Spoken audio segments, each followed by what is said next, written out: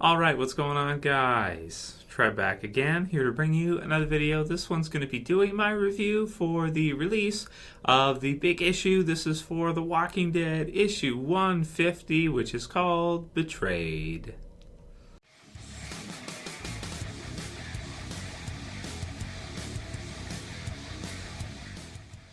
Okay, so I just got done reading the issue, and spoiler warning, if you haven't read the issue yet, this review will contain spoilers. If you don't care, then you don't care, that's fine. So I was pretty excited for this one. I was going to do a video predictions for it. I know a lot of you guys asked for it, but the reason why I kind of didn't was because I looked at issue 50, and it depends on the issue of the series that's going to be released. If you have an issue 100, you know there's probably going to be some big deaths or something big happening. In this one, there wasn't really any big deaths, I wouldn't say. You have, so what happens, okay, let's go through the plot first and then I'll give my thoughts on it.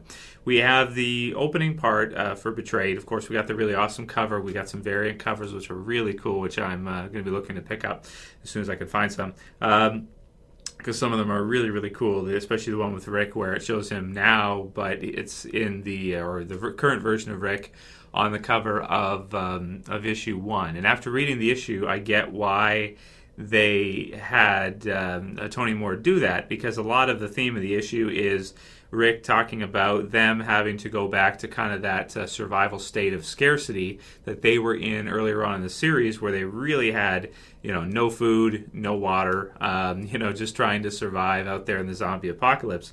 And they didn't really have a stable community aside from the prison, and even with that, they had, of course, Woodbury and the governor, and they had a lot of other things happening where they could never really feel safe until they found Alexandria. They were able to fortify it, and they were able to have enough people so that there weren't really very many threats out there to them. They're able to steer zombie herds away from the community. They're able to defend themselves because of their numbers against larger groups. And also, it's years into the zombie apocalypse now, so you don't have as many small surviving groups out there that are going to attack them. There's some, few, but we haven't seen anybody really try to attack a big group like Alexandria in a really long time.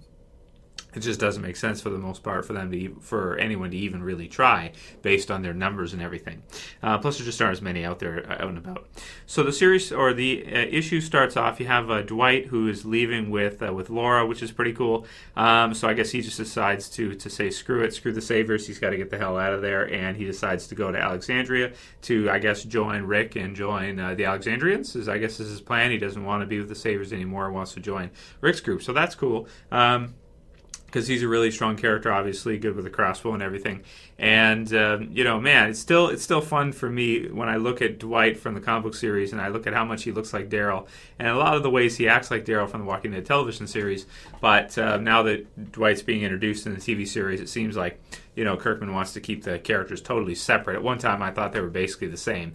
And I still almost feel like Dwight is like the comic book series version of Daryl, even though his personality, at least earlier on when we first meet him, is quite a bit different, the way he seems to be playing both sides with Negan and Rick and that type of deal. So he leaves with Laura. We've got Eugene being happy after Rick tells him what they're going to do, put together a military and prepare to fight the Whisperers if they need to, and at least get everybody ready and get everybody together. And then if they feel like they can do it, then go forward with it. But if they feel like they can't, maybe at that time, once they ready up, at least they're better prepared to defend themselves, and they could probably beat the Whisperers with a maybe a loose sense of certainty if it comes down to it. So it's a good idea. I like the idea. And then Eugene, seems to approve. So then Rick leaves, and he's basically jumped by Morton and Vincent. So we saw them kind of before them getting ready, the whole Betrayed deal. And Morton, of course, is the one he's actually not from Alexandria. He's from the Hilltop, and his family, he's seen a lot of crazy stuff happen around him because he was kind of with Gregory there, and Gregory gets, spoiler warning for earlier issues, of course, loses, and, Morton also loses his wife, his kids, get in a fight with Carl. So he has quite the vendetta against Rick. He's got a lot of pain, and he's just looking for an outlet to release that pain. So he does it on Rick. They jump Rick, basically. He grabs Rick's walking stick, so to speak, his pimp cane. He starts beating him with it. And then Morton decides that, or Vincent decides to try to stop Morton because he doesn't want to kill Rick. They just wanted to, I guess, send him a message. It was, Vincent seems like he's not 100% in, but Morton was. So then basically what happens, he grabs him, and then Rick seems to be kind of out of it, but it looks like with enough strength he's able to kind of go back to the old days of what he had to do before in order to survive, and is able to kind of put on his kill switch engaged, so to speak, and bite Morton on the neck, which was brutal. Pretty brutal. Reminded me a lot of Joe in the TV series, or the Marauders in the comic book series, way back before, when he had to do the same kind of deal. So, and the reason why I think Kirkman decided to put that in there was to make it look exactly like those older times in the series when he had to do that, and now it's kind of like him not wanting to have to do that kind of stuff again and go back to that prior time where this was kind of like a regular daily occurrence that he would have to fight for his life, that kind of deal, and do whatever means necessary, including biting dudes like a zombie, totally dead inside, so to speak, and all of the interesting implications of that in order to make it. So whether or not he's dead, he's alive, that kind of deal, resembling a zombie, it's that's what it is. It's interesting that Kirkman decides to use that. So I like that.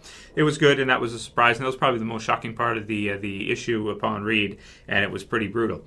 So then he basically passes out, and Vincent takes off, and then we have what seems to be basically like the next day. Maggie finds him. They've got some black panels, like it blacks, and then it shows, and then blacks again, like Rick's kind of blacked out, but then he kind of comes to.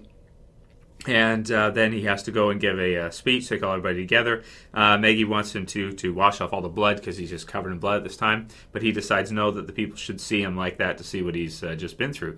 And wow. So then he sends Michonne after Vincent, and she's able to capture him without having to kill him, which is good. And then Rick gives his speech covered in blood, and it's a really great speech all the way through. I want to say it's probably one of his best that he's had in the comic book series, one of the best that Rick has ever given, I want to say. And, he basically lets everybody know that he wants everybody to feel safe, and that right now they're not really, and that the Whisperers do scare him and they should scare everybody else too, because they are such a substantial threat. They're so strong.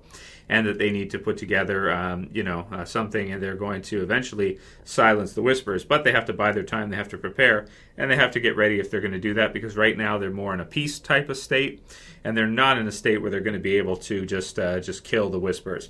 And then probably aside from the bite part, my favorite part of the issue is at the very end where Negan overhears them in his cell, and then he says, "Atta Boy," and that's the end of the issue. So I really like that last page there where he kind of overhears it. In the zombie apocalypse, you can probably hear a lot more than you would in regular life, because you have no electricity, you have nothing running, everything is like dead quiet, so you can hear everything from a ways away, which makes sense if you ever in a power outage. It's like if you live close to people, like I have that much space between my house and a lot of their houses. Power goes out, you can hear stuff you shouldn't be able to hear about the fan and the furnace and stuff running. So it's cool. I really like that part at the end where Negan's kind of proud of Rick. That's funny, and then that. He actually did use Negan's advice, and Negan actually did help, because Negan showed him that the people really, what they really want is they want to feel safe. In Morton's case, he wants to express his pain. He wants to express his anger, and or his anger transforming into pain. And he wants to express that, and the person that he expresses it on, the face that he goes after for what has happened with the world, is the boss, so to speak. It's Rick. So interesting issue, man. I really like the speech, really like the part at the end, like the action where Morton attacks him in that. Not really a huge character death or anything like that, because he's not, I wouldn't say he's like a big character. He's only been there for a little while, and we're never really supposed to like him anyway. He's kind of an internal, him and his whole family was like an internal kind of divergent group from Maggie, the Hilltop, Rick, and the whole community of the survivors. So some interesting things coming up in the future. Interesting to see what Dwight is going to do, if he's going to stay with the Alexandrians. It sure seems like he will, but I'm not sure how Rick's going to react to him having left the Saviors, because Rick would probably wanted to have their buy-in with regards to having to fight the Whisperers, because there's so many strong fighter members of the Saviors that they would be such an asset to fight against the Whisperers that it would be good if Dwight was still the leader there. So it'd be interesting to see what Rick tells Dwight, if he tells him he has to go back, he needs him to go back, or something of the sort, or he goes over there to try to find somebody to lead them That will be interesting, and of course Negan's there, so he's always to be willing. So that's funny. So I'm going to give the issue an 8.5 out of 10. It was a good issue. It wasn't like, because it's a 150. A lot of us were pretty hyped for it. It wasn't really marketed, but it was shown to be a pretty big issue in that, and to be kind of the covers and everything adds to kind of the hype in that, and you get to thinking that it's going to be something huge. It was a pretty big issue.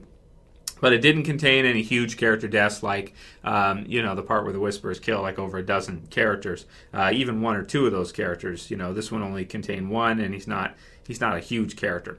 But it was good. It was sure as hell exciting. And did I think for a part there that Kirkman might kill Rick off? No, I didn't really. Not at this part. I just felt like it wouldn't. If it's going to happen eventually, it wouldn't happen in that way.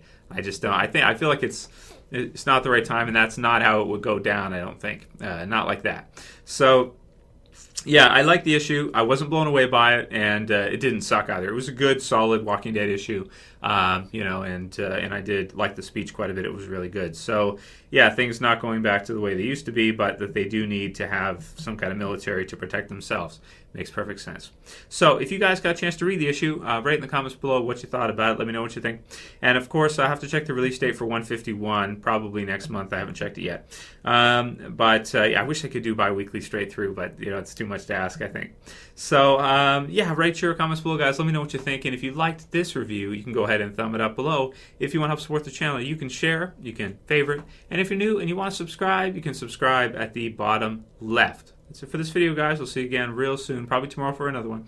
As always, it's Trev, and I'm saying peace.